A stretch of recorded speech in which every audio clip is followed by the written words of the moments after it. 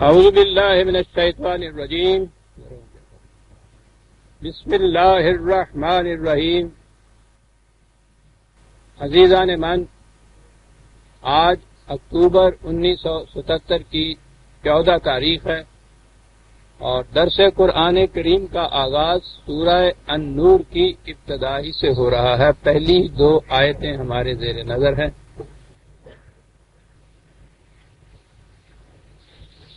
شاید بعض احباب کے دل میں یہ خیال گزرتا ہو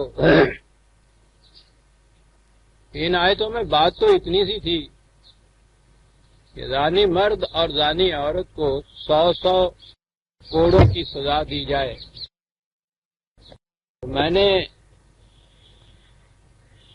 گزشتہ 2 درس اس پہ صرف کر دیے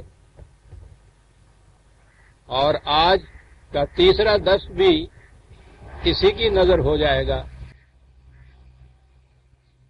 تو یہ اتنی سی بات تھی جسے افسانہ کر دیا، اتنی اس طوالت کی ضرورت کیا، لیکن آپ نے گزشتہ 2 درسوں میں دیکھ لیا ہوگا کہ اس کی ضرورت تھی۔ اور اب پھر میں دہرا دوں اسے کہ اس سزا کے متعلق بھی ضرورت اس لیے ہے کہ آج کل ہمارے ہاں جو عام طور پہ یہ ہے کہ پاکستان میں اسلامی نظام یا نظام مصطفیٰ صلی اللہ علیہ وسلم قائم کیا جائے گا تو اس میں صرف یہ بتایا جاتا ہے کہ صاحب اس میں چور کے ہاتھ کاٹے جائیں گے، زانی کو کوڑے لگائے جائیں گے یا ان کو سنسار رجم کیا جائے گا، اور بس یہ کیا کہا اور سمجھ لیا نظام مصطفیٰ قائم ہو گیا اس پہ۔ تو ادھر اس کی اہمیت اتنی قرار دی جا رہی ہے کہ گویا اگر یہ سزائیں مل گئیں تو نظام مصطفیٰ کا قیام اس کے معنی، یعنی وہ تفصیل ہی اتنی بتاتے ہیں جہاں پوچھو۔ جب بھی یہ کہتے ہیں کہ صاحب آپ شرعی نظام نافذ کیجئے تو اس کے معنی یہ ہوتے ہیں کہ یہ سزائیں دینی شروع کر دیجئے۔ بس یہ سزائیں دیں اور انہوں نے سمجھا کہ نظام نافذ ہو گیا۔ دوسری طرف غیر مسلم ہیں، ان کے آئے دن اعتراضات ہوتے رہتے ہیں کہ آپ کے ہاں تو اس قدر وحشت ناک سزائیں تجویز کی گئی ہیں جو بقول ان کے کبھی کسی عہد جاہلیت یا عہد بربریت کی یادگار ہیں۔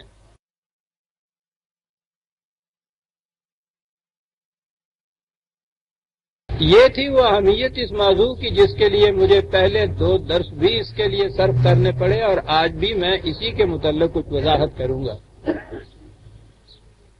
اصل میں تو سوال یہ آ گیا تھا اصولی کہ یہ جرم اور سزا جو ہے اس کا باہمی تعلق کیا ہے، قرآن اس سے مقاصد کیا حاصل کرنا چاہتا ہے، اور اس میں ضمناً یہ جنسی تعلقات کے متعلق بات چھڑ گئی تھی کہ یہ صرف 2 افراد کے درمیان ایک حادثہ یا واقعہ کا ذکر نہیں۔ آپ نے سابقہ درس میں دیکھ لیا ہوگا کہ اس کا اثر قوموں کے مستقبل کے اوپر پڑتا ہے۔ قوموں کے فنا اور بقا کا ایک سبب وہ احتیاط یا بے احتیاطی ہے جو جنسی تعلقات کے بارے میں قوم برت رہی ہے۔ اب آج کے درس میں بات پہلے سزا سے ہی شروع کرتا ہوں، پھر اس کی ذرا تفصیل آگے چل کے بیان کرتا ہوں۔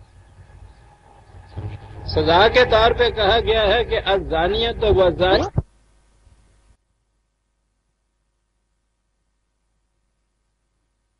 شیخ صاحب نے اپنی تو فکر دیا انتظام کر رکھا ہے، ساڈا اللہ آپ اپنے سیٹ بیٹری پہ چلا لیتے ہیں۔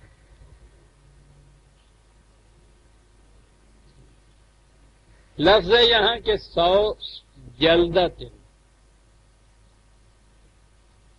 زانی مرد اور زانی عورت دونوں کو یکساں سزا۔ اور پہلی چیز تو اس میں یہی ذہن میں رکھیے کہ یہ وہ جسے ہم زنا بالجبر کہتے ہیں اسے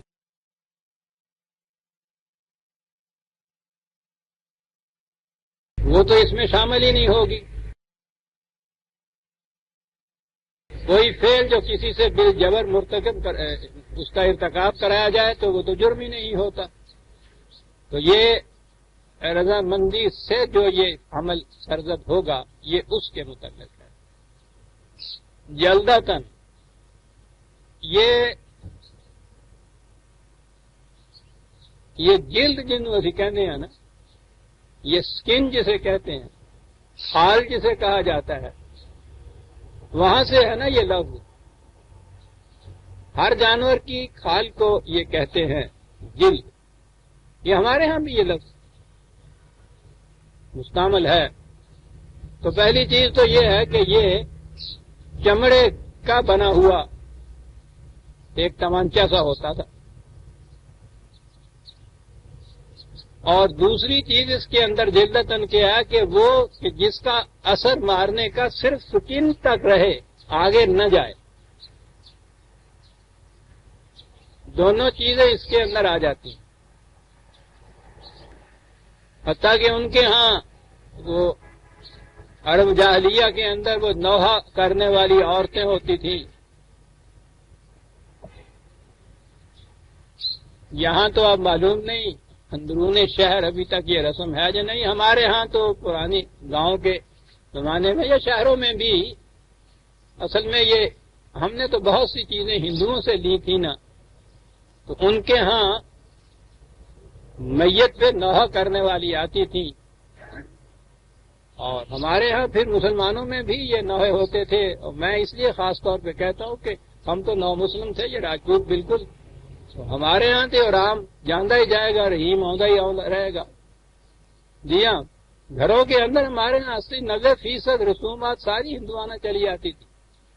تو وہ میت پہ وہ جو نوحہ کرتی تھی اولانیاں کہندے سن انہوں، تو وہ گالوں کو پیٹتی تھی. ہاں ہے شیرا کوئی نہیں تیرا ایویں گیو پہلے ہلے موت دا پاٹا.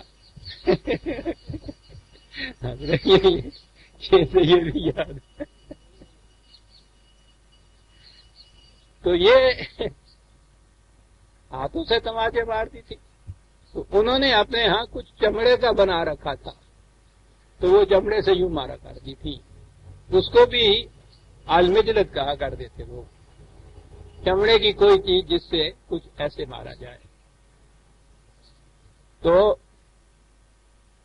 یہ جو جلدتن کی سزا، اب اس کا میں ترجمہ تو کروں گا نہیں، کوڑے ترجمہ کیا جائے تو پھر بھی وہ ذہن کے اندر اب ہمارے ہاں یہاں یہ جو بید ہے جیل خانے میں جو لگتے ہیں وہ اس کا وہ کچھ ترجمہ کر دیا جاتا ہے.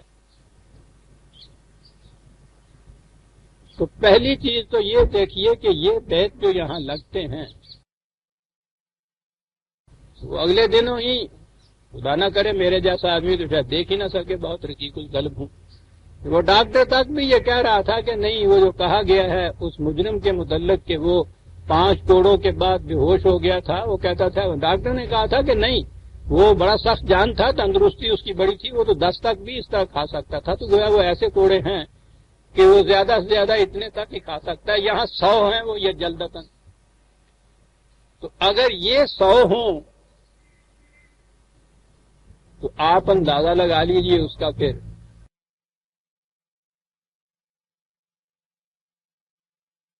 تو وہ 100 پورا کرنے کے لیے تو جو کہا ہے کسے نہ مان کے دیگر بنازے بتا تیرے ناز کشی مگر کے زندہ کو نہیں خل کرا ہو باز کشی. ایسا ہی ہوگا کہ اب تم نے ایک دفعہ مار دیا، کوئی نہیں رہا، پھر زندہ کرو، پھر مارو. تو 100 جلدتن کی یہ سزا ہے. تو یہ کوڑے، یہ بیت جسے آپ کہتے ہیں، بہرحال یہ تو وہ نہیں ہے. کوئی ایسی ہی چیز یہ مار ہے نا کہ جو 100 کھا سکتا ہے.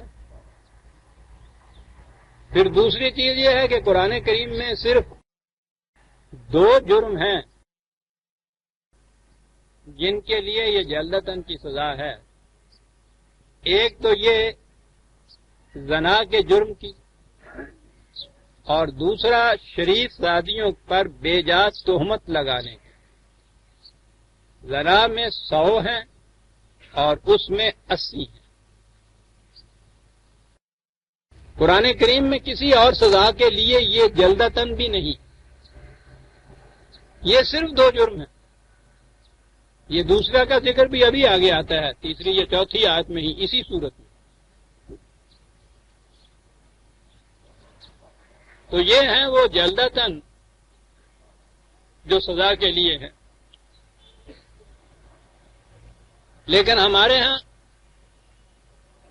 یہ تو قرآن کی بات ہے زنا کی یہی سزا قرآن نے تجویز کی ہے، لیکن ہمارے ہاں جو احکام شریعت ہیں اب ان میں یہ کہا جاتا ہے کہ یہ سزا جو ہے یہ غیر شادی شدہ جو ہے زانیہ ان کی سزا ہے، شادی شدہ کی سزا رجم یا سنگسار کرنا۔ قرآن کریم میں کہیں ذکر نہیں رجم یا سنگسار کرنے کا۔ یہودیوں کے ہاں یہ سزا پہلے ہوتی تھی سنگسار کرنے کی، بعد میں انہوں نے بھی اسے اپنے ہاں منسوخ کر دیا تھا اور اس کی جگہ یہی جلدتن جو تھا، اب میں کوڑے کہہ دوں تو آپ ذہن میں یہ جلدتن ہی رکھیے کہ یہ سزا انہوں نے اپنے ہاں تجویز کر لی تھی۔ وہ کوڑے لگاتے تھے اور مجرم کا منہ کالا کر دیتے تھے۔ یہ منہ کالا کر دینا جو ہے یہ وجہ تذلیل انسانیت ہے۔ قرآن نے منہ کالا کرنے والی بات جو تھی اس کو تو حذف کر دیا اور صرف کوڑے جو تھی یا جلدتن جو تھی وہ سزا رکھی، رجم کوئی سزا نہیں رکھی۔ یہ بات یاد آ گئی بعد میں سے کہ یہ تذلیل انسانیت یعنی قرآن کریم میں نے کہا ہے بنیاد اس کی یہ ہے کہ یہ انسانیت کی تکریم کو برقرار رکھتا ہے۔ یہ جرم اور مجرم میں فرق کرتا ہے۔ جرم ایک لغزش ہوتی ہے جس لغزش کی سزا ملنی چاہیے، لیکن جس سے یہ جرم سرزد ہوتا ہے وہ انسان بہرحال رہتا ہے، اس کی انسانیت اس سے نہیں چھن جاتی۔ کتنی دور تک یہ بات جاتی ہے کہ تکریم انسانیت پہ حرف نہ آنے پائے، یہیں سے ایک ضمناً بات سامنے آ گئی۔ ہمارے ہاں اور میں سمجھتا ہوں شاید ساری دنیا میں، میں اپنی بیٹیوں اور بہنوں سے آج خاص طور پہ معذرت خواہ ہوں کہ مسئلہ ایسا آ گیا ہے، سامنے موضوع ایسا آ گیا ہے کہ اس میں بار بار اس چیز کا ذکر آئے گا تو وہ ناگزیر ہے، لیکن معذرت ضروری ہے۔ میں بیٹیوں بہنوں کے سامنے یہ الفاظ بھی نہیں دہرایا کرتا۔ تو عام طور پہ جسے حرامی بچہ کہا جاتا ہے، ولد الزنا بھی اسے کہا جاتا ہے، حرامی بچہ ساری عمر معاشرے کے اندر ذلیل رہتا ہے، خوار رہتا ہے، نہایت قابل نفرت، اور اس کے متعلق کبھی کسی نے سوچنے کی زحمت بھی گوارا نہیں کی کہ اس کو کس جرم کی سزا مل رہی ہے جو ساری عمر اس ذلت کی نگاہ سے دیکھا جاتا ہے۔ بچے کے تو اپنے اختیار میں نہیں ہوتا کہ وہ منکوحہ میاں بیوی کے اختلاط کی وجہ سے پیدا ہو یا اس قسم کے اختلاط کی بنا پہ پیدا ہو، اس کا تو کوئی اس میں اختیار ہی نہیں ہوتا۔ جرم تو انہوں نے کیا تھا، اس نے کیا جرم کیا ہے؟ ساری عمر وہ کتنا ہی نیک شریف پاک باز زندگی بسر کرے، لیکن یہ بات کے ساتھ حرامی بچہ ہے، وہ اتنی سی چیز اس کے ڈبو دینے کے لیے کافی ہے، این طرفہ تماشا بھی نہ کردہ گناہ گار ہے۔ کبھی سوچا ہے آپ نے کہ اس نے کیا گناہ کیا، اس نے کیا جرم کیا ہے؟ اور پھر ہر جرم کے بعد اگر کوئی توبہ کرتا ہے، معافی ملتی ہے تو جرم دھل جاتا ہے۔ اس ناکردہ گناہ گار کا جرم وہ ہے جو دھل ہی نہیں سکتا، یعنی وہ کیا توبہ کرے گا؟ وہ تصور عیسائیت کا جو تھا کہ ہر پیدا ہونے والا بچہ اپنے اولی ماں باپ کے گناہ کا بوجھ اپنے پشت پہ لے کے پیدا ہوتا ہے اور وہ ساری عمر وہ داغ دھل نہیں سکتا، انہوں نے اس میں سے پھر بھی ایک شکل نکال لی کہ حضرت مسیح علیہ السلام کے کفارے پہ ایمان لے آئے تو دھل سکتا ہے ورنہ نہیں دھلتا، یعنی وہ جو گناہوں کا بوجھ لے کے آیا ہے وہ اس کا اپنا جرم و قصور نہیں ہے. اولی ماں باپ نے کوئی گناہ کیا، اس کا دھبا وہ لے کے آ رہا ہے اور مٹ نہیں سکتا. بین ہی یہ تصور ہے جو آپ اس قسم کے بچے کے متعلق ذہن میں رکھتے ہیں کہ اس کے ماں باپ نے ایک گناہ کیا، جرم کیا، اس جرم کا داغ لے کے بقول ہمارے یہ پیدا ہوا، اور یہ عیسائیت کے اس تصور کی طرح ساری عمر مٹ ہی نہیں سکتا اس بیچارے سے. کتنی قیامت ہے عزیزان من. ایک انسان کے بچے کو جس نے خود کوئی غلطی اور جرم قصور نہیں کیا، اس کو معاشرے میں اس قدر قابل نفرت اور قابل ذلت تصور کیا جائے اور اس کا کی کوئی گنجائش اس کے لیے نہیں ہو کہ وہ اپنے اس داغ کو دھو سکے. اور یہاں سے بات یاد آ گئی اور نظر آ گیا کہ جسے ہم حضور رحمت اللہ عالمین کہتے ہیں صلی اللہ علیہ وسلم، ان کی نگاہ رحمت و کرم کہاں تک جاتی تھی. صاحب ایک حدیث ہے جو عام طور پہ مشہور نہیں ہے، لیکن میں نے جب اس پہ نگاہ ڈالی تو اس کے اندر تو مجھے وہ چمکتا ہوا ہیرا نظر آیا. صاحب وہ حدیث یہ ہے کہ حضور نے فرمایا کہ قیامت میں لوگ اپنی ماؤں کے نام سے پکارے جائیں گے. کیا بات ہے اس رحمت اللہ عالمین کے، کہاں تک نگاہ گئی ہے. باپ کے نام سے پکارنے میں یہ بات آ جاتی تھی نا درمیان میں. ماں کے نام کے پکارنے سے کوئی ایسی بات نہیں آتی.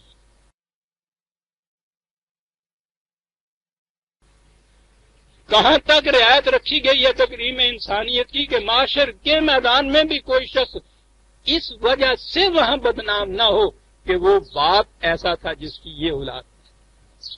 ماں کے متعلق تو شبہ ہی نہیں، وہ ایک ہی ماں ہوتی ہے، اس کی ماں کے نام سے یہ پکار لیا جائے. تو میں کہہ یہ رہا تھا کہ یہودیوں نے اپنے ہاں اس جرم کی سزا میں کوڑے بھی رکھے تھے اور منہ کالا کرتے تھے. قرآن نے منہ کالا کرنے والی بات جو ہے وہ تو سزا میں سے اڑا دی کہ یہ وجہ تذلیل انسانیت ہے. جرم کی سزا ضروری ہے تمدنی زندگی میں، سوسائٹی کی زندگی کے اندر، وہ رکھی. اور وہ جیسا میں نے ابھی کہا ہے 100 کوڑے تھے. جلدتاً چمڑے کا ایک بنایا ہوا ہوتا تو اس میں بھی ایک شرط ہوتی تھی کہ گرا نہ کہیں اس کے اندر ہو، اسپاٹ سا ہوتا ہے. اور وہ سوچ لیجیے کہ کیا ہوتا ہوگا جو 100 درے کھا کے بھی، وہ 100 کوڑے کھا کے بھی اس کے بعد پھر زندہ پھرتے. قتل کی سزا تو نہیں دی نا قرآن نے اس میں. تو میں نے عرض کیا ہے کہ ہمارے ہاں پھر یہ ہے کہ نہیں، شادی شدہ اگر یہ ہو تو یہ رجم یا سنسار کیا جاتا. قرآن کریم میں سنسار کی سزا کہیں نہیں.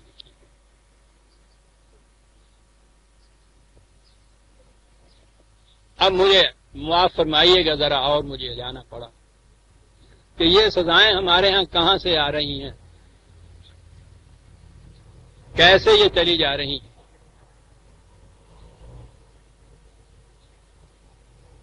کہا یہ گیا کہ صاحب اسلام دین فطرت. بہت اچھا، کوئی نہیں بتاتا یہ کس طرح دین فطرت. اب اس دین فطرت میں بتایا یہ گیا. بخاری شریف تو آپ جانتے ہیں نا، ہماری احادیث کی کتابوں میں اسد الکتب. پہلے تو 6 کتابیں الگ کر لی گئی ہیں، صحائح ستہ جنہیں کہتے ہیں، 6 صحیح ترین کتابیں احادیث. ان میں سب سے سر فہرست جو ہے وہ صحیح بخاری کہا جاتا ہے.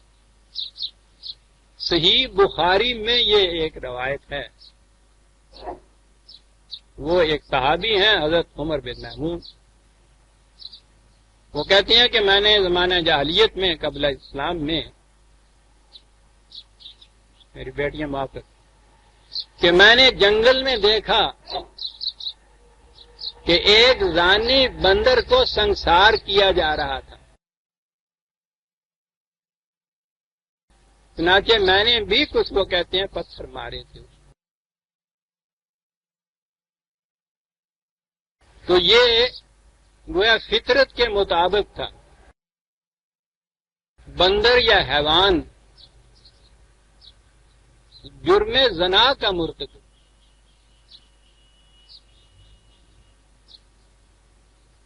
اور اس کی سزا وہ بندر دے رہے تھے اسے سنسار کر.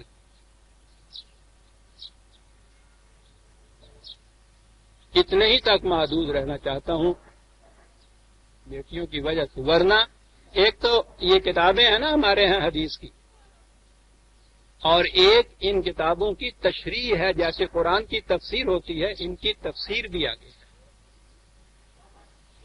تو یہ جو روایت تو اتنی سی ہے، اس تفسیر میں جو اس کی تفصیلات اور باریکیاں دی ہوئی ہیں انہیں میں اس محفل میں بیان نہیں کر سکتا. وہ امام ابن حجر عسقلانی ہیں،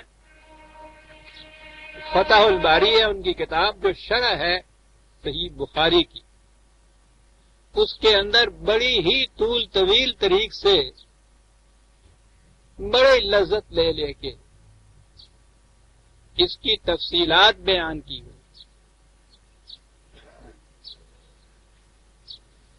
اب یہ سند آپ نے دیکھ لیا کہاں سے ملی، رجم کی سزا دینے کی.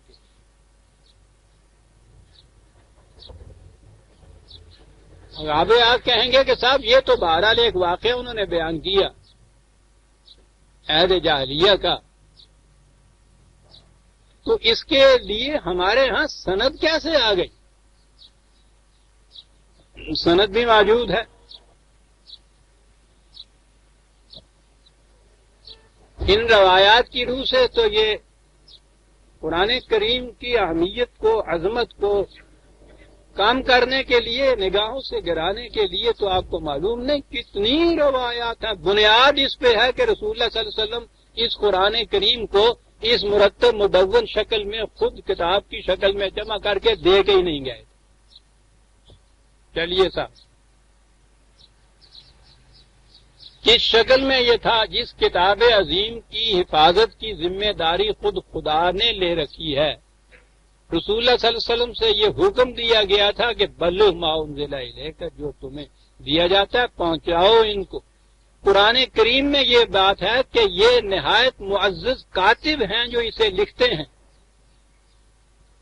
خود ہمارے ہاں کی انہی روایات میں ہے کہ 26 کاتب تھے، ان کے تو نام موجود ہے روایات میں، جو وحی کو لکھتے تھے. یہ بھی روایت ہے کہ وہ مسجد نبوی میں بہت بڑی تختی کے اوپر ایک ستون کے قریب، یہ رق کے اوپر قرآن میں ہے کہ ہرن کی کھال کے اوپر، یا اس زمانے میں یہی کاغذ مضبوط ترین ہوتا تھا. اب بھی ہمارے ہاں پرانی دستاویزات جو لکھی جاتی ہیں وہ ایک قسم کا گلیز سا کاغذ ہوتا ہے کھال کا. تو یہ ہرن کی کھال کی چھیل جو تھی وہ کاغذ بنایا کرتے تھے جو مضبوط ہو اور نامالود نہ ہو سکے کبھی. قرآن میں یہ ہے کہ یہ رق کے اوپر لکھا ہوا صحیفہ محفوظ ہے. 26 کاتب اس کے لکھنے والے. لیکن کہتے رہیے یہ قرآن میں ہے تو ہوا کرے. وہ کہتے ہیں کہ نہیں، رسول اللہ تو اس کو ایسے ہی چھوڑ گئے تھے. کسی کاتب نے اپنے ہاں کھجور کے پتے پہ لکھ لیا، کسی نے اونٹ کے چھانے کی ہڈی پہ لکھ لیا، کسی نے ایک پتھر کے ٹکڑے پہ لکھ لیا، کسی نے تختی پہ کوئی حصہ لکھ لیا. بکھرا ہوا چمن میں ہر طرف بکھری ہوئی ہے داستان میری، کہیں مدون شکل میں نہیں تھا.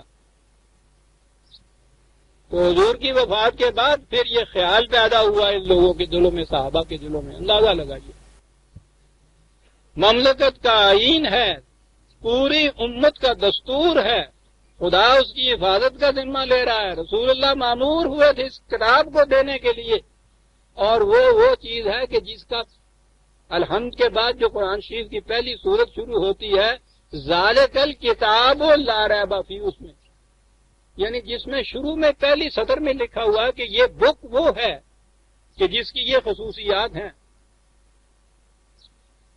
پہلی سطر میں پہلا لفظ یہ لکھا ہوا ہے. کہتے ہیں نہیں، یہ بک کی شکل میں تھا ہی نہیں. تو وہ پھر ڈھونڈیا پڑی کہ صاحب اکٹھا کرو اس کو. ادھر سے کسی کو بلایا، کسی کے ادھر سے بلایا، کوئی اپنی ہڈی لے کے آ گیا، کوئی اپنا پتھر لے کے آ گیا، اور وہ بیٹھے جوڑ رہے ہیں. اور قرآن مدون ہو رہا ہے۔ جب یہ مدون ہو گیا تو اس میں انہوں نے یہ کہا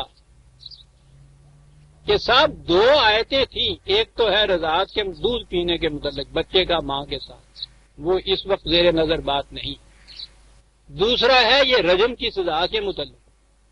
سنیے روایتیں کیسے پھر بنتی۔ انہوں نے کہا کہ صاحب یہ دو آیتیں تھیں قرآن شریف میں، ہم رسول اللہ کے زمانے میں یہ پڑھا کرتے تھے، وہ ہے نہیں اس قرآن میں جو جمع کیا ہے اس کمیٹی نے۔ ان سے پوچھا گیا، انہوں نے کہا صاحب ہم نے تو بٹیری ڈنڈیا پیٹی تھی، اب یہ آئی نہیں دو آیتیں کہیں سے، تو ہم کیا کریں۔ یہ جمع کرنے والے بھی صحابی رسول اللہ ہیں، قریب ترین رسول اللہ کے زمانے میں، وہ کہتے تھے ہم پڑھا کرتے تھے، یہ کہتے ہیں کہ ہمیں تو معلوم نہیں آئی ہیں، ہمیں کیا پتا ہے، انہیں کچھ پتا نہیں، رسول اللہ کے ساتھ رہے عمر بھر، قرآن ہی قرآن تھا اس زمانے میں، اتنا چرچا اس کا ہوا کرتا تھا، کہتے ہیں ہمیں تو پتہ نہیں۔ تو بھائی ڈھونڈو کہیں سے، کیونکہ کہنے والے تو بڑے معتبر تھے، ان میں حضرت عمر بھی تھے، یعنی ایسے صحابی کہ جی ٹھیک ہے ہم تو پڑھا کرتے تھے۔ کچھ روایتوں میں ہے کہ انہوں نے کہا کہ رجم کیا بھی کرتے تھے۔ یا اللہ، کیا ہوا اس آیت کو؟ اب ڈھونڈ رہے ہیں، تلاش ہو رہی ہے۔ یہ عزیزان من کہیں کوئی تاریخ کا افسانہ نہیں ہے جو میں عرض کر رہا ہوں،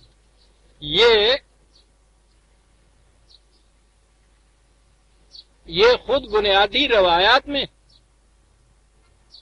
یہ جو صحائح ستہ میں نے بیان کی ہے نا، حدیث کی معتبر ترین 6 کتابیں سنی حضرات کے ہاں، یاد رکھیے گا، شیعہ حضرات کی اپنی ہیں الگ، یہ سنی حضرات کی ہیں، ان میں سنن ابن ماجہ انہی میں ہے۔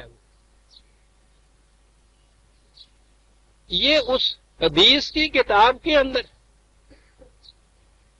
کہ ڈھونڈتے ڈھونڈتے انہوں نے کہا کہ حضرت عائشہ رضی اللہ تعالیٰ عنہ کے پاس جائیے، اس کے پاس چلے، کیونکہ حضور تو وہاں تشریف وہاں قیام کیا کرتے تھے یعنی، اور وہیں حضور کی وفات ہوئی تھی، ان سے پوچھیں، ان سے جا کے پوچھا، انہوں نے کہا ہاں بیٹا یہ تھی دونوں آئے تھے، انہوں نے کہا کہ پھر ہمیں وہ دے دیجئے، پھر سن لیجئے، معاذ اللہ کوئی افسانہ نہیں ہے، حدیث کی کتاب کی روایت ہے۔ انہوں نے کہا کہ بیٹا یہ کھجور کے پتوں کے اوپر لکھی ہوئی تھی، اور وہ کھجور کے پتے جو تھے وہ اندر کمرے میں پلنگ کے پائنتی یا سہارے کہیں رکھے ہوئے تھے۔ رسول اللہ کی جب وفات ہوئی تو ہم اہل خانہ تو سفر تفریح میں پریشانی میں مصروف ہو گئے، ہوش ہی نہیں رہا۔ صحن میں بکری بندھی ہوئی تھی میری، اس نے جو شور شیون سنا تو رسی توڑا کے بھاگ کے چلی گئی اندر، اور وہ اس پتے کو کھا گئی۔ اب انہیں ڈھونڈ چراغے رخ زیبا لے کر ان آیتوں کو، یعنی اور دنیا میں کہیں وجود نہیں ہے ان آیتوں کا، وہ ایک ہی پتے پہ لکھی ہوئی تھی، اور اہمیت خود رسول اللہ کے گھرانے میں بھی قرآن کی آیتوں کے اوپر یہ تھی کہ وہ لکھی ہوئی ہے تو وہاں رکھی ہوئی ہیں کہیں، اور بکری جاتی ہے وہ کھا جاتی، اور آیتیں گم ہو گئیں۔ حضرت عمر رضی اللہ تعالیٰ عنہ کے لوگوں نے کہا، پہلے بھی کہا اور ان کے زمانے خلافت میں بھی کہا کہ آپ اب تو اقتدار آپ کے ہاتھ میں ہے، وہ 2 آیتیں قرآن کی آپ کہتے ہیں ہم قرآن میں پڑھا کرتے تھے، اس میں عمل ہوتا تھا، وہ اگر اس طرح نہیں ملی تو آپ تو اتنے معتبر ہیں، شاہد ہیں، انہیں قرآن میں داخل کر دیجئے۔ کہنے لگے میں ڈرتا یہ ہوں کہ لوگ کہیں گے کہ لیجئے صاحب عمر نے قرآن میں بھی اضافہ کر دیا، ڈرتا ہوں اضافہ کر دیا۔ کہنے لگے پھر ہوگا کہ خدا کا حکم ہے، یہ کوئی آیت ایسی نہیں ہے کہ یوں ہی حقائق سے متعلق ہو کہ اچھا رہے رہی نہ رہی، اتنا بڑا حکم ہے قرآن خدا کا، وہ گم ہو رہا ہے، دوسری جگہ قرآن میں کہیں ہے ہی نہیں لکھا، وہ آیت کسی جگہ موجود نہیں ہے، تو آپ کیا کریں؟ انہوں نے فرمایا، یعنی ان کی روایتوں کے مطابق انہوں نے فرمایا کہ ایسا کہیے آپ کریں کہ قرآن میں اسے داخل تو نہ کریں لیکن عمل اس کے اوپر، تو خدا کا منشا یہی تھا نا کہ اس کے مطابق عمل ہو، تو ٹھیک ہے عمل کر لیجئے جناب۔ تو چنانچہ یہ آیتیں قرآن کے اندر نہیں ہیں، عمل ان کے اوپر ہو رہا۔ آپ کو معلوم ہے موجودہ قرآن کی جو شکل ہے اس کے متعلق عقائد کیا ہیں؟ اس قرآن کے متعلق عقیدہ یہ ہے کہ اس میں بے شمار آیات ایسی ہیں، قریباً 500 کے قریب گناتے تھے کہ اتنی سی کتاب میں 500 کے قریب آیات ایسی ہیں کہ جو پڑھی جاتی ہیں لیکن ان کے اوپر عمل منسوخ ہے۔ قرآن میں نہیں لکھا ہوا کہ اس آیت کا عمل منسوخ ہے، نہ، یہ انہوں نے فیصلہ کیا ہوا ہے۔ خدا نے اپنی کتاب کے اندر وہ حکم دیا ہوا ہے، اس کی حفاظت کا ذمہ لیا ہوا ہے، اور بعد میں ان علماء حضرات نے یہ فیصلہ کیا ہے کہ یہ منسوخ ہے، وہ منسوخ ہے۔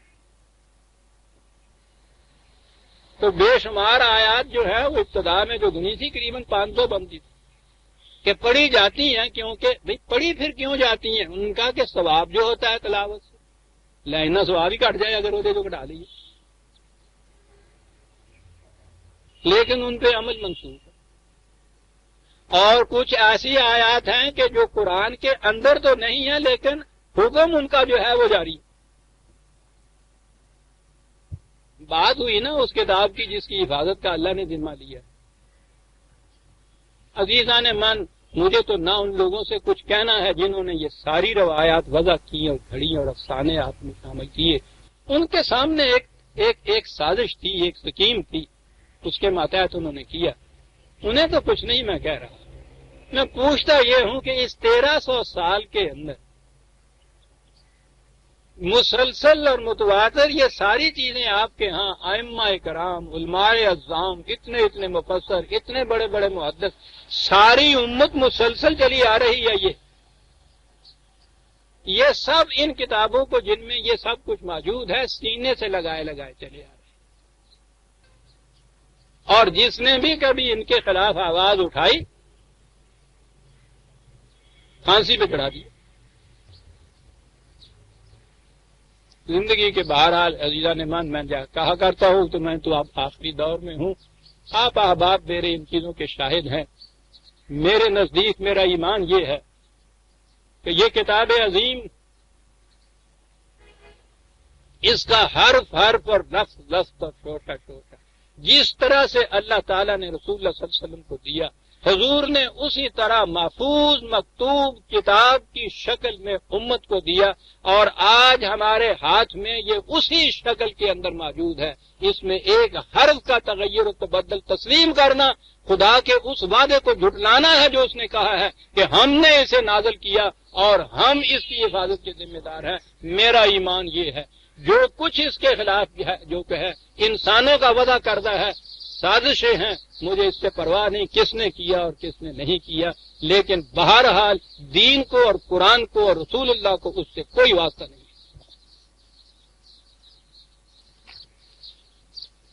کیا عرض کروں کہ کیا بیتی ہے ہم، کیا گزرا ہے۔ یہ کتاب عظیم ایک انقلاب ہے دنیا میں، بہت بڑا انقلاب ہے مفاد پرست گروہوں کے خلاف۔ یہ ان گروہوں کی طرف سے خاص سازش تھی کہ اس کو کسی طرح ختم ہی کر دیا جائے۔ اب یہ جو جس شکل میں یہ یوں ہے، یوں ختم کر دینا تو اس کا مٹا دینا تو اس کا ان کے لیے ممکن نہیں تھا، لیکن تو فزیکل شکل میں کتاب کی شکل میں آپ کے پاس یہ رہنے دی انہوں نے، اس کا جو بھی اس کا اثر نتیجہ مؤثر تھی وہ ساری ختم کر کے رکھ دی ہوئی ہے۔ یہ عقائد ہے اس کتاب کے متعلق، اور یہ سلسلہ کو پرانے زمانے کا نہیں۔ میرے تو کلیجے میں ناسور ہیں عزیزان من، زخم بھی نہیں ہے، رشتے ناسور بن گئے ہیں۔ ابھی حال میں ہمارے ہاں مودودی صاحب کا یہ بیان ایک سال ہی ہوا ہے، تو وہ اسلام میں بھی آپ نے دیکھا ہوگا، انہوں نے کہا کہ قرآن کریم 7 زبانوں میں نازل ہوا تھا، اللہ تعالیٰ نے اسے 7 زبانوں میں نازل کیا تھا، رسول اللہ نے صلی اللہ علیہ وسلم اسے 7 زبانوں میں امت کو دیا تھا۔ حضرت عثمان رضی اللہ تعالیٰ عنہ کے زمانے تک یہ 7 زبانوں میں قرآن موجود تھے، انہوں نے اپنی مرضی سے ان میں سے 6 زبانوں کے قرآنوں کو جلا دیا اور صرف اپنی مرضی سے ایک قرآن کو باقی رکھا، حالانکہ اس کے لیے نہ خدا نے حکم دیا تھا نہ رسول نے حکم دیا تھا۔ یہ جسے آپ معاذ اللہ لیے پھرتے ہیں قرآن کہہ کے، اس کی بھی یہ پوزیشن۔ میں کہہ یہ رہا تھا کہ رجم کی سزا قرآن میں نہیں، ہمارے ہاں یہ کہا جاتا ہے،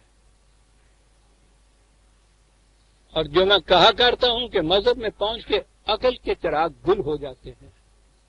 سوچئے اسی قرآن میں یہ ہے کہ یہ میں آگے چل کے بیان کروں گا کہ قرآن ماحول، افراد کی نفسیات، ان کی تربیت، ان کا کتنا لحاظ کرتا ہے سزا دینے میں۔ قرآن میں یہ چیز ہے کہ یہ جو سزا ہے یہ ان شریف زادیوں کے لیے ہے، اچھی گھرانوں میں تربیت ہوئی ہو، ہمارے ہاں جیسے مہذب گھرانے کہا کرتے ہیں، محسنات قرآن ان کو کہا کرتا۔ اور اس زمانے میں عربوں کے ہاں گھروں کے اندر یہ لونڈیاں جنہیں آپ کہتے ہیں، یہ بھی اب تو ملازمہ بھی وہ نہیں ہوتی ہمارے ہاں جو لونڈی کی کیفیت ہوتی ہے، یعنی اس کی نہ تعلیم نہ تربیت وہ کچھ نہیں ہوتی تھی۔ قرآن نے ان دونوں میں فرق کیا ہے، کہا یہ ہے کہ یہ چونکہ ان کی تعلیم و تربیت نہیں ہوئی ہوتی، یہ ان کو احساس زیادہ نہیں ہوتا، اس لیے ان کی سزا آدھی ہے شریف بیویوں کی سزا سے۔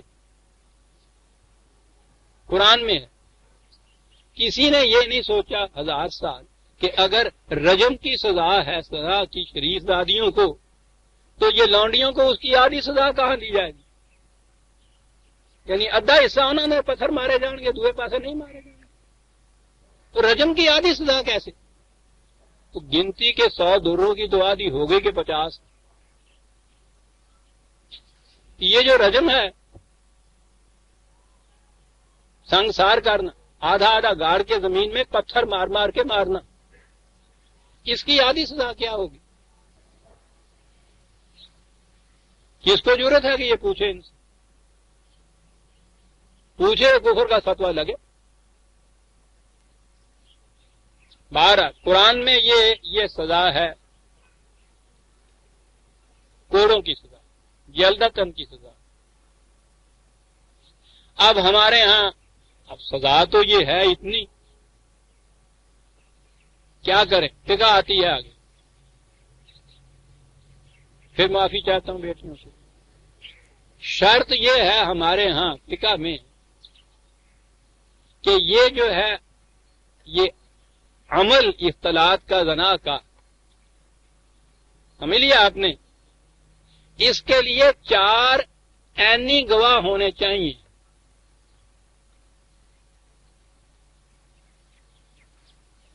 کہنے لگا کی قیمت ہے جی؟ کہنے لگا 100 روپیہ۔ کہنے لگا 100 روپیہ قیمت؟ کہنے لگا ایویں ڈرنا ساڑیاں چھوٹا نو بھی دے تک نہ آخے سٹ 10 روپیے۔ سزا تو وہ ہے، کہا ڈرنے کی کیا بات ہے، ذرا دیکھیے تو صحیح شرط کیا عائد ہوئی ہے۔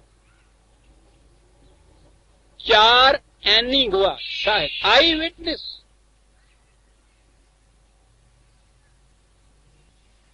کبھی آج تک کسی صورت میں بھی یہ شرط جو ہے یہ پوری ہو سکتی؟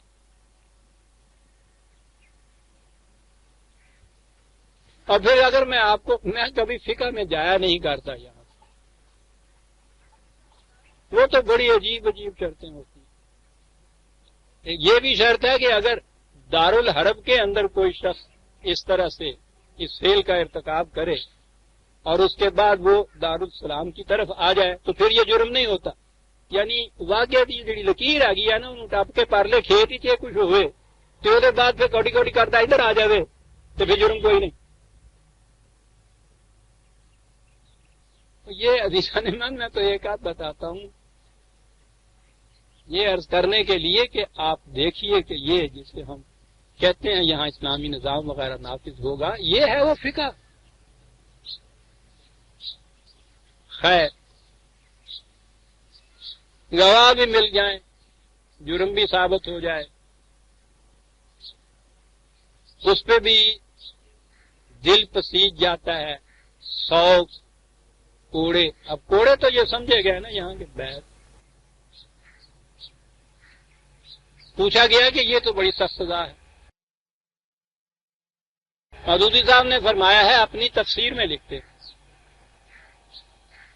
کہ اگر بوڑھا ہو، کمزور ہو، سمجھا جائے برداشت نہیں کر سکے گا، تو یہ نہیں ہوا کہ خیر اس کو پھر معاف کر دیا جائے. نہیں، کہنے لگے نہیں، قانون اس کا تقاضا پورا کرنا ہوگا. سب پھر کیسے کرنا ہوگا؟ کہنے لگے ایک جھاڑو لے، اس میں 100 تنکے، مان لے 100 تنکوں کا جھاڑو، اور اس کو یوں چھوڑا دے ایک دفعہ، تقاضا ہو گیا جرم کا. تفسیر میں لکھا ہے عزیزان من، زبانی کلامی کو بات مجلس کی نہیں ہوئی ہے، وہ تفسیر جس کے ترجمے باقی زبانوں کے اندر ہو رہے ہیں. عزیزان من، کیا کہیں گی باقی قومیں آپ کے اس اسلام کے؟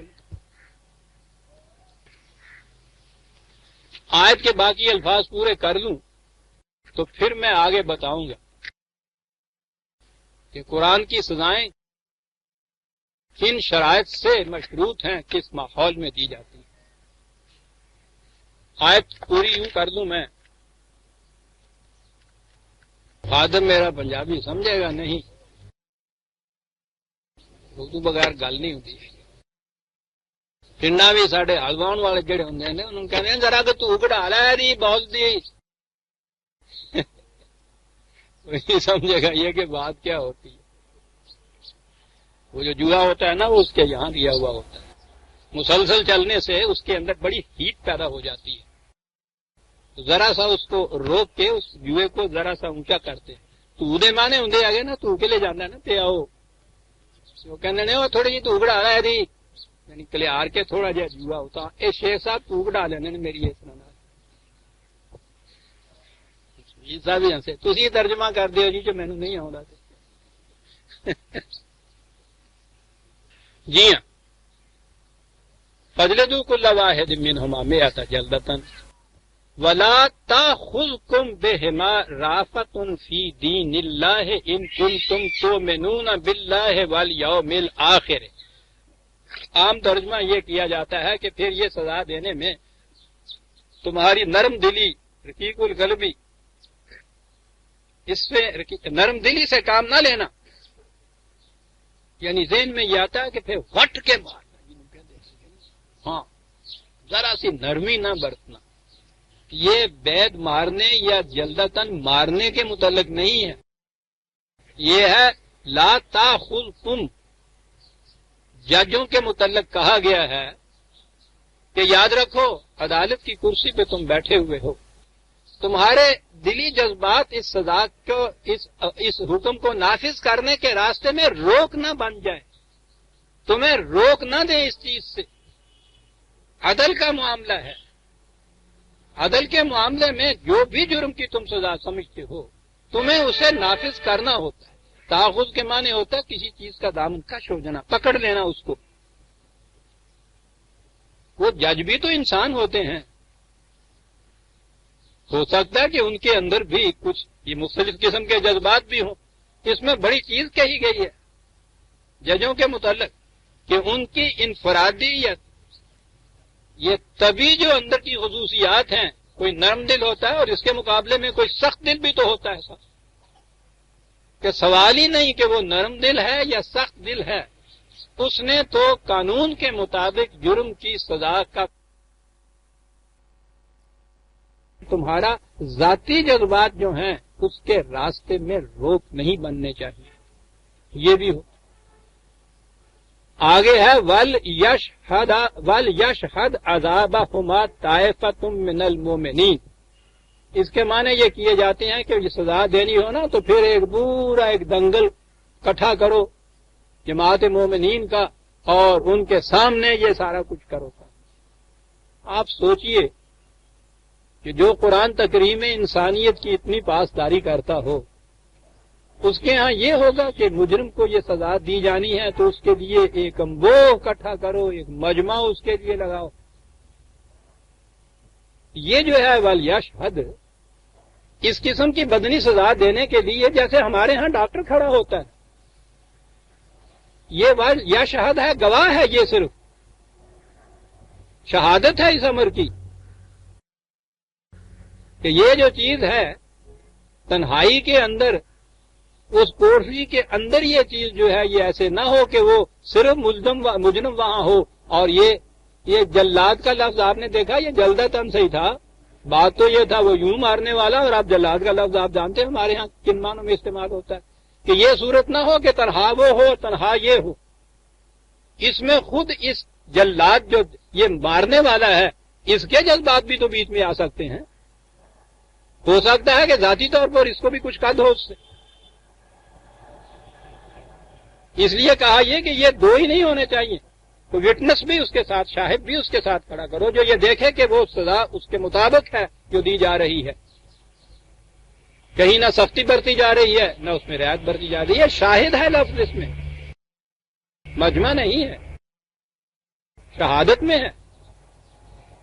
وہ آج میں نے کہا نا کہ آج کے قانون میں بھی میرا خیال ہے کہ ڈاکٹر بھی ہوتا ہے، شاید جیل کا بھی کوئی افسر ہوتا ہے، یہ قرآن کا وہ ہے ول یشہد ہے کہ وہ تنہائی میں یہ نہ ہو کہ وہ ایک کوٹڑی کے اندر جلاد ہو اور مجرم ہو اور جس طرح سے جی چاہے اس کو یہ کرے، نہیں، اس کے سامنے وہ شاہد ہونے چاہیے، یوں یہ سزا دی جانی چاہیے۔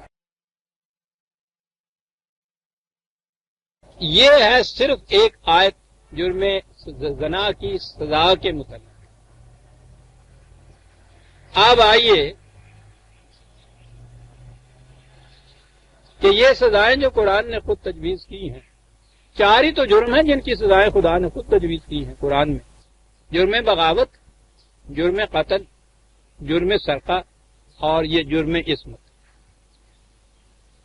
باقی جو ہے ان کو جرم قرار دیا ہے، معیوب قرار دیا ہے، ان کی سزائیں اسلامی مملکت پہ چھوڑ دی ہیں کہ وہ حالات کے تقاضے کے مطابق خود سزائیں تجویز کرے، اپنے ضابطۂ قانون میں خود ان کا تعین کرے۔ لیکن یہ جو قرآن نے تجویز کی ہیں یا جن کے متعلق اجازت دی ہے اسلامی مملکت کو، یہ کس کے متعلق بات ہو رہی ہے؟ یہ اسلامی مملکت کے متعلق بات ہو رہی ہے، یہ اسلامی نظام کے متعلق بات ہو رہی ہے۔ اسلامی نظام وہ ہوتا ہے کہ جس میں اقدار خداوندی عملاً نافذ ہوتی ہیں۔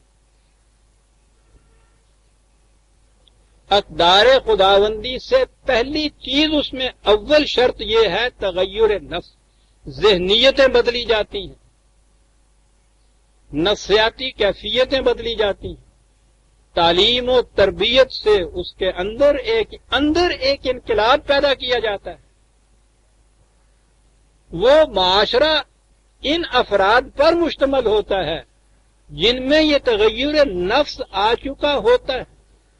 ایمان نام ہی اس چیز کا ہے کہ اندر کی تبدیلی جو ہے اس کا اعتراف زبان سے کرے، اندر تبدیلی نہیں ہے تو زبان سے اس قسم کے الفاظ دہرانے کا نام ایمان نہیں ہے۔ یہ مومنین کی جماعت کا ذکر ہو رہا ہے، یہ اسلامی مملکت اور اسلامی نظام کا ذکر ہو رہا ہے۔ اب اس اسلامی نظام میں کیا کیفیت پیدا ہو جاتی ہے؟ میں اسی نظام عدل کو لیتا ہوں، اس میں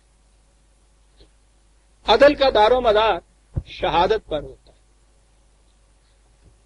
بڑی اہم چیز ہے شہادت، یہ لا جاننے والے حضرات آج بھی جانتے ہیں کہ سب سے مشکل ترین جو قانون ہے وہ قانون شہادت ہے۔ شہادت کا قانون جو جی میں آئے بنا لیے۔ اسلامی نظام میں اب کہیے تو میں کہہ دوں کہ مسلمانوں میں اس سے مراد میرے وہ مسلمان ہیں، ہم نہیں ہیں۔ اسلامی نظام میں آپ دیکھیے گواہ جسے ہم کہتے ہیں اس کی کیفیت کیا ہوتی ہے؟ 4/135 یا ایھا الذین آمنوا کونوا قوامین بالقسط شہداء للہ، اے اس طرح سے اپنے اندر تغیر نفس پیدا کرنے والوں، ایمان لانے والوں، عدل کا قائم کرنا تمہارا ایک فریضہ ہے۔ اس کے لیے شہادت دینے کے لیے جاؤ تو نہ مدعی کی طرف سے جاؤ نہ مدعا علیہ کی طرف سے جاؤ، خدا کی طرف سے گواہ بن کے جاؤ۔ عزیزان من، ہم تو آج ان لفظوں کے بھی معنی نہیں سمجھ سکتے.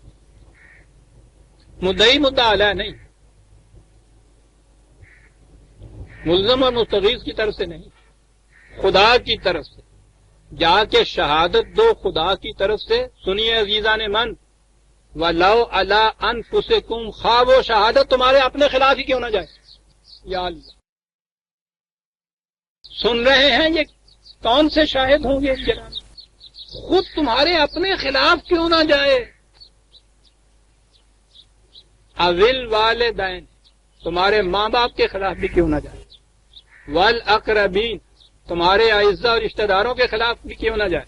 جی، وہاں کھڑے ہو کے عدالت میں ان یکن غنیًا اور فقیرن، یہ نہ دیکھو کہ جس کے خلاف بات ہو رہی ہے وہ دولت مند ہے یا غریب آدمی ہے، اس کی پوزیشن کو مت دیکھو.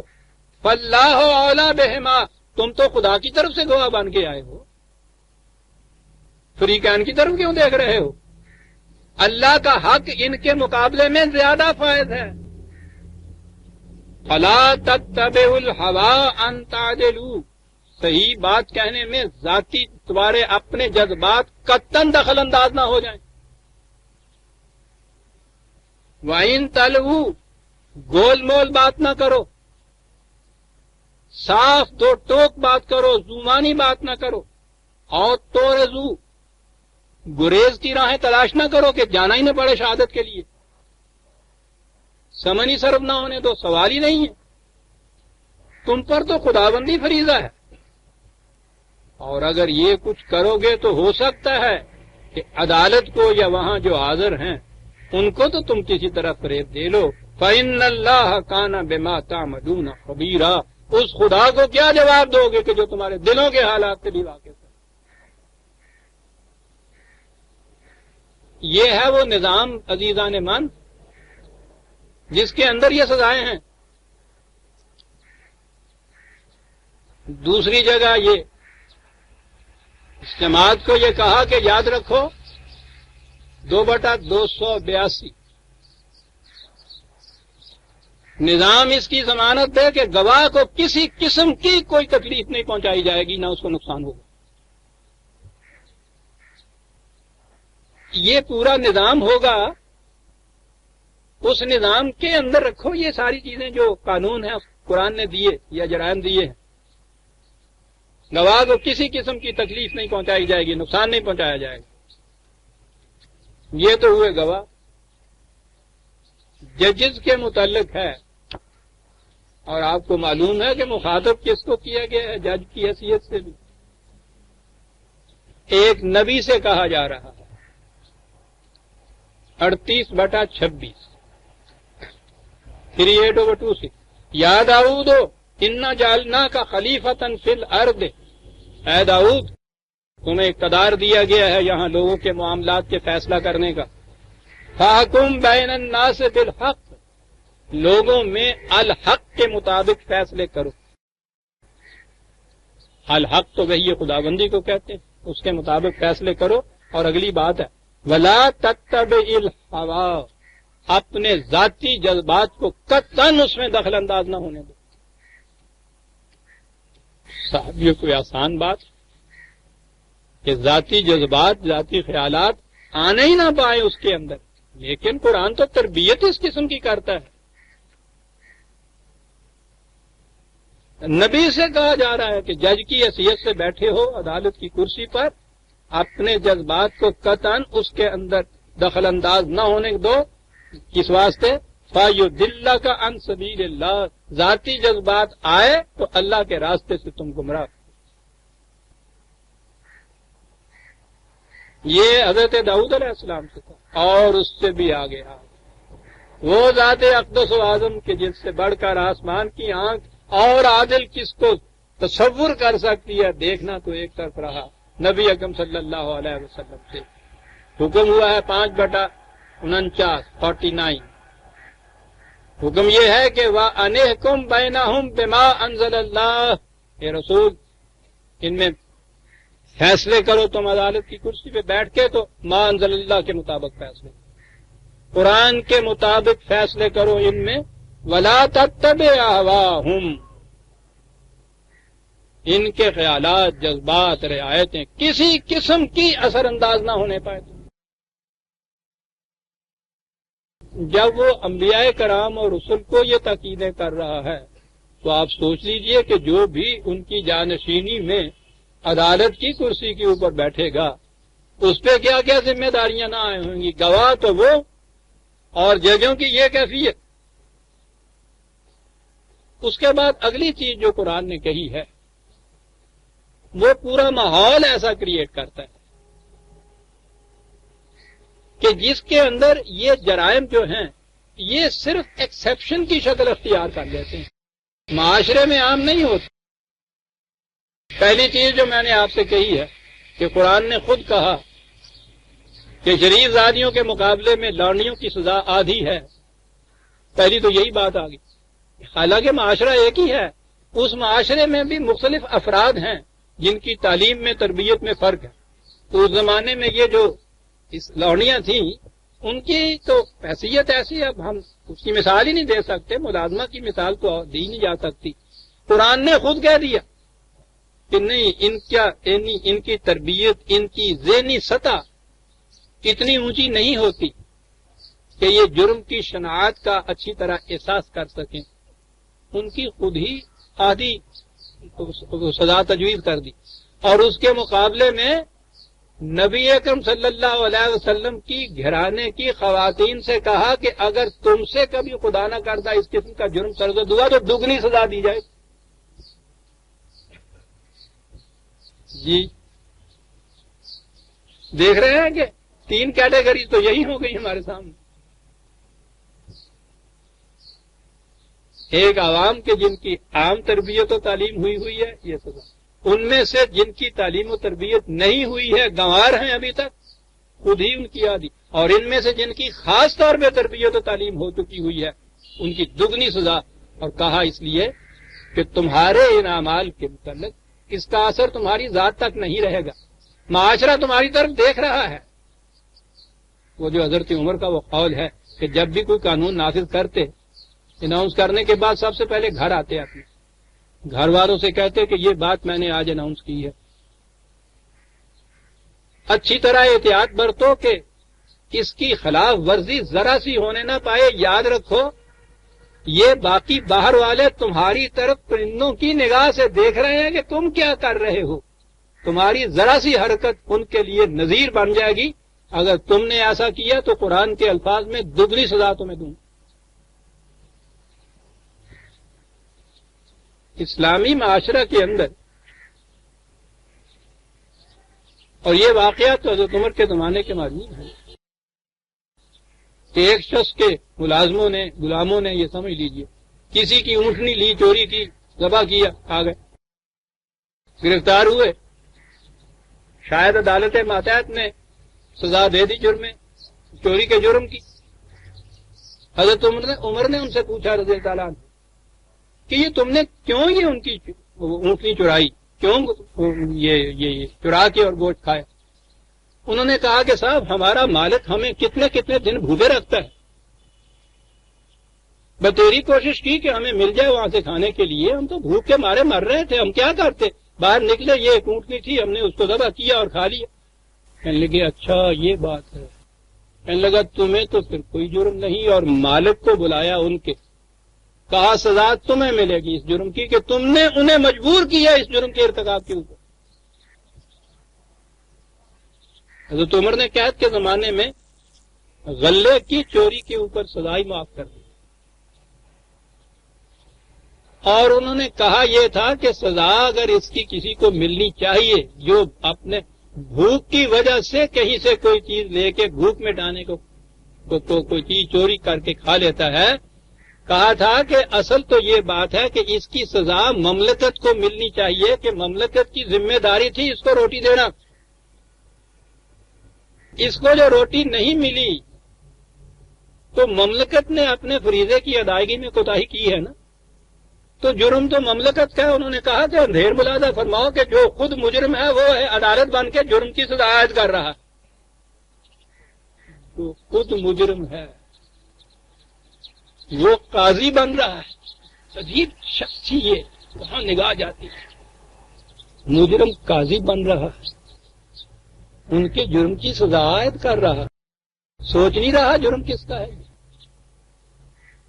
یہی چیز تھی نا جو آپ نے کہا تھا کہ انسان تو ایک طرف اگر دجلہ کے کنارے کوئی کتا بھی بھوک سے مر گیا تو عمر سے اس کی بھی باز پرس ہوگی۔ ان کا یہ کہنا ہے نا کہ یہ جو اس قسم کے جرائم ہوتے ہیں یہ اس فرد کے خلاف جرم کی درخواست نہیں دینی چاہیے، مملکت حکومت کے خلاف درخواست دینی چاہیے کہ تم نے انتظام صحیح نہیں کیا اس لیے میرا یہ حرج ہو گیا۔ انہوں نے کہا تھا کہ اگر کسی کی اپنی غفلت کی وجہ سے، تساہل کی وجہ سے کسی کی چوری نہیں ہوتی، یوں ہو جاتی ہے، تو مملکت کا یہ فریضہ ہے کہ جس کی چوری ہوئی ہے، جو اس کا گیا ہے، وہ تو مملکت اس کا پورا کرے، کیونکہ مملکت نے یہ حلف اٹھایا تھا کہ میں تمہاری جان، مال، عزت، آبرو کی حفاظت کروں، تو ہم قاصر رہے ہیں نا اس کی حفاظت کرنے میں۔ اب اگلی بات جو ہے مجرم کی، جسے آپ کہتے ہیں مجرم کا معاملہ ہم سے ہے، وہ تو ہم سمجھ لیں گے، یہ جس کا نقصان ہوا ہے اس کے لیے مجرم ہم ہیں۔ لفظ تو ہمارے ہاں اب رہ گئے ہیں، وہ اسٹیٹ ورسز سچ الفاظ ہی ہیں وہ، جس میں سرکار کہتے ہیں کہ وہ مستغیث بن جایا کرتی، تو یہ نہیں یہاں ہو رہا کہ جس کا نقصان ہوا ہے اس کے نقصان کی تلافی جو ہے وہ سرکار کرتی۔ قرآن کریم میں تو اس بات کے لیے بڑی اہم چیز ہے، یہ وہ 2/50 بات تو یہودیوں کے ضمن میں کہی گئی ہے، لیکن اصول اس کے اندر بڑا اہم ہے۔ کہا تمہاری کیفیت یہ ہے کہ ثم انتم ہؤلاء تقتلون انفسکم وتخرجون فریقا منکم من دیارہم تظاہرون علیہم بالاسم والعدوان وان یاتوکم اسارى تفادوا۔ اگلا ٹکڑا وَهُوَ مُحَرَّمٌ عَلَيْكُمْ إِخْرَاجُهُمْ۔ کہا تمہاری کیفیت یہ ہے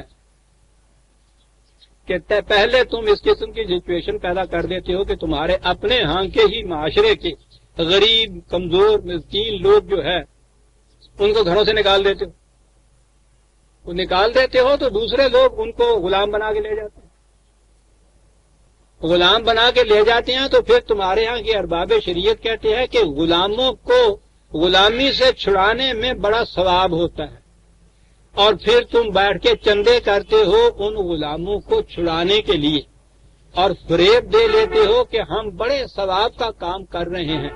وَهُوَ مُحَرَّمٌ عَلَيْكُمْ إِخْرَاجُهُمْ، تم سمجھتے نہیں ہو کہ ان کو گھروں سے جو نکالنا تھا یہ سب سے بڑا جرم تھا، تمہارے اوپر عائد ہوتا ہے۔ سچویشن ایسی کریٹ کر دیتے ہو تم کہ جس سے دوسرے ان کو غلام بنا لیں، اس کو تو کبھی نظام میں تم نہیں رکھتے۔ غلامی کا چھڑانا جو ہے بس یہ تم نے سوچ رکھا ہے کہ یہ بڑے ثواب کا کام ہے، ایسے اسباب پیدا کرنا جس سے کوئی دوسرا غلام بن جائے، اسے تم نے کبھی سوچا ہی نہیں کہ یہ بھی کوئی جرم ہے۔ یہ ہے عزیزان ایمان اصل گر اور اصلاح نظام کا، اسلامی نظام کا، ایسے حالات پیدا کرنا جس میں لوگ مجبور ہو جائیں جرائم کے لیے، یہ باطل کا نظام ہے۔ اس کے بعد ان جرائم کی سزا کے لیے، عدل کے لیے، اس کے تلافی کے لیے جتنے جی چاہے انتظامات کرتے چلے جاؤ۔ وہ کہتا ہے وہ اصل بات تو وہ ہے کہ تم نے وہ اس قسم کا ماحول کریٹ کیا جس کے اندر یہ جرائم عام ہو گئے۔ وہ بار بار اس نظام کو مجرم قرار دیتا ہے۔ یہ اب آپ اس کی روشنی میں آپ سوچیے کہ اب سزائیں یا یہ جرائم، یہ پہلی چیز تو یہ ہے کہ پھر وہ کون لوگ رہ جائیں گے کہ جو اس قسم کے جرم کے مرتکب ہوں۔ ہر شخص کو، اس کے اور اس کے بال بچوں کو، اس کی رزق کی، ضروریات زندگی کی بہم رسانی حکومت کا فریضہ ہو۔ ہر شخص کو یہ چیزیں دینا حکومت کا فریضہ ہو، یہ ملتی ہوں، یہ سب کچھ کسی کی ضرورت رکی ہوئی نہ ہو، اور اس کے بعد بھی اگر کوئی شخص کسی سے چوری کر کے کچھ لیتا ہے تو اس کو تو گولی مار دینی چاہیے. سائیکالوجی کے اندر بعض اس قسم کی نفسیاتی بیماریاں لکھی گئی کہ یہ سارا کچھ کرنے کے باوجود وہ ان کا رجحان قانون شکنی کی طرف ہی جاتا ہے، اور وہ خود یہ کہتے ہیں کہ اس قسم کی بیماریوں کا علاج خوف کے ذریعے کرایا جا سکتا ہے. یہ وہ جو سزائیں آپ دیکھتے ہیں کہیں کہیں، یہ صرف اس قسم کی نفسیاتی بیماروں کے لیے، اور وہ تو ایکسیپشنز ہوتے ہیں معاشرے میں.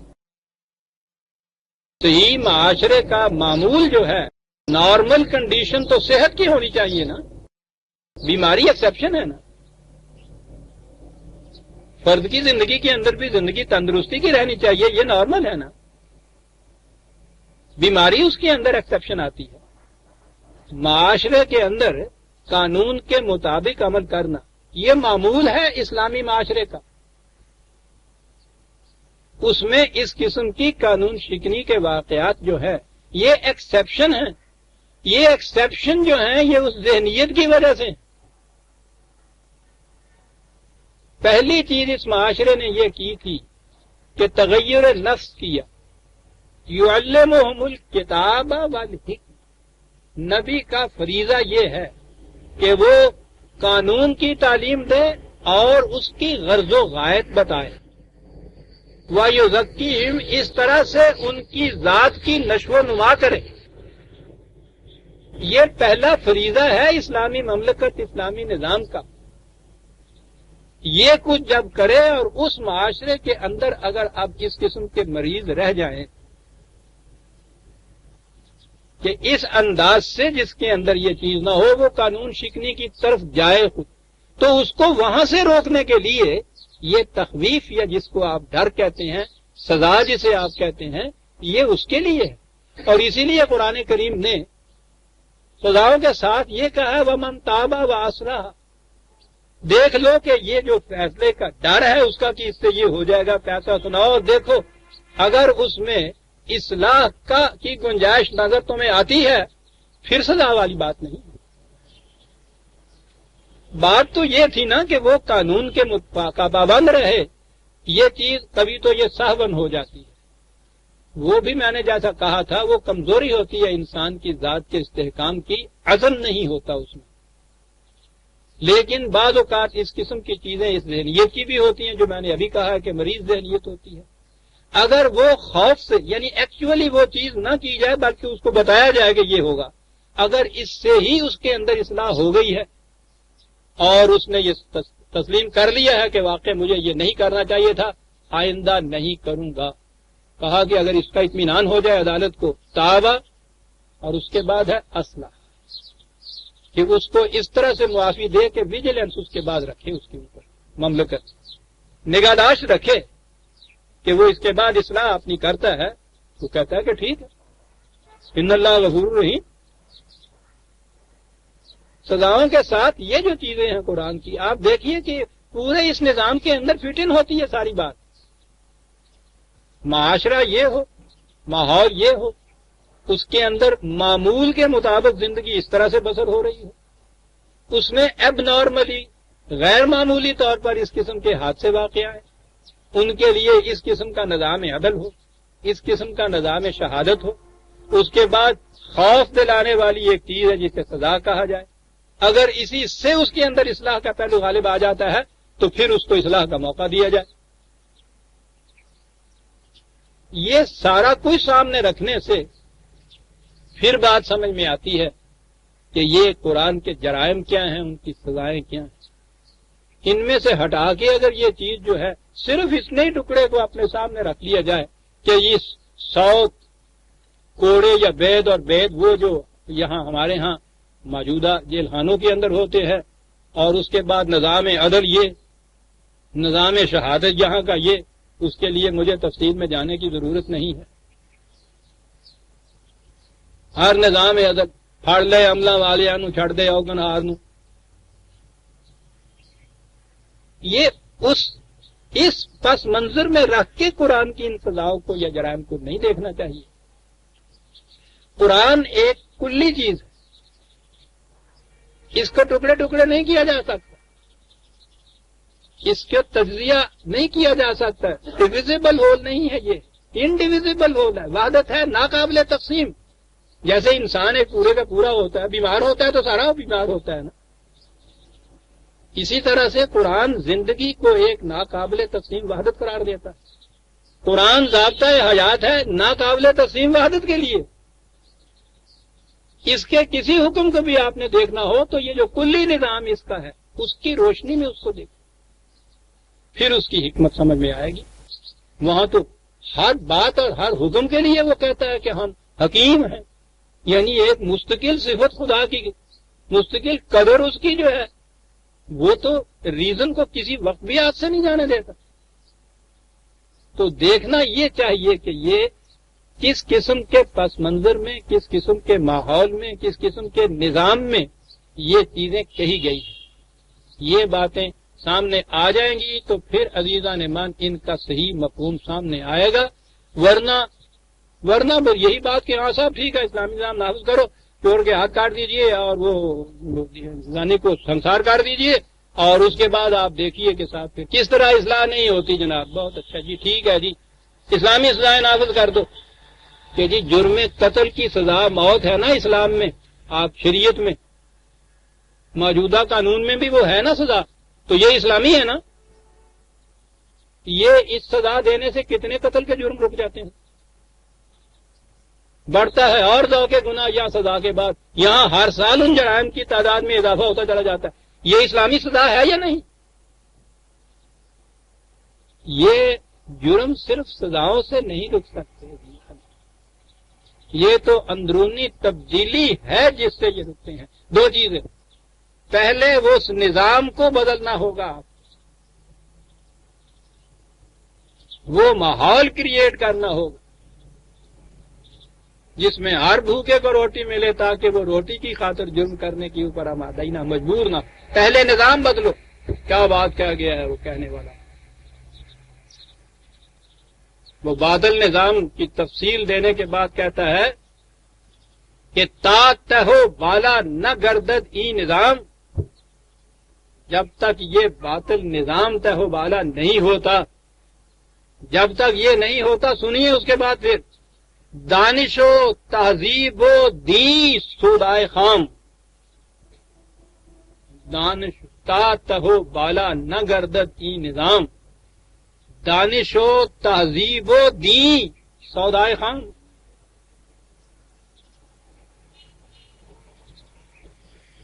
کیا بات ہے۔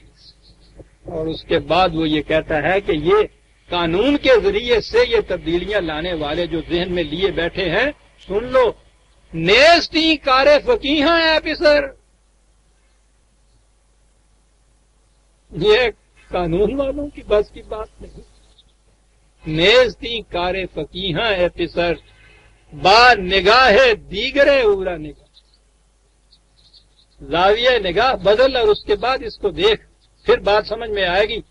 خالی قانون کو مکینیکلی کہیں بھی نافذ کر دینے سے یہ نتائج نہیں پیدا ہو سکتے۔ یہ نگاہ دیگر جو ہے یہ ہے یعلمہم الکتاب والحکمہ ویزکی، تعلیم کتاب و حکمت کی اور نشو و نما انسانی ذات کی نفسیاتی تغیر، اس کے بعد نتائج عزیزان من مرتب ہوتے ہیں جو قرآن کہتا ہے۔ مکینیکلی کسی چیز کو بھی آپ نافذ کریں گے تو کچھ نہیں ہو سکتا۔ یہ ہے عزیزان من پورا پس منظر جس کے تابع میں سمجھتا ہوں یہ پہلی آیت آج ہم نے یہ ختم کی ہے۔ آئندہ درس میں ہم سورہ نور کی تیسری آیت لیں گے اور پھر تو انشاءاللہ رواں چلے جائیں گے۔ میرا خیال ہے کہ یہ جو 3 درس میں نے اس کے پس منظر کے لیے پیش کیے ہیں یہ مفید رہے ہوں گے آپ کے لیے۔ یہ نہایت ضروری ہے اس کو سمجھنے کے لیے کہ قرآن کی روح سے جرم و سزا کی نوعیت کیا ہے۔ ربنا تقبل منا انک انت السمیع العلیم۔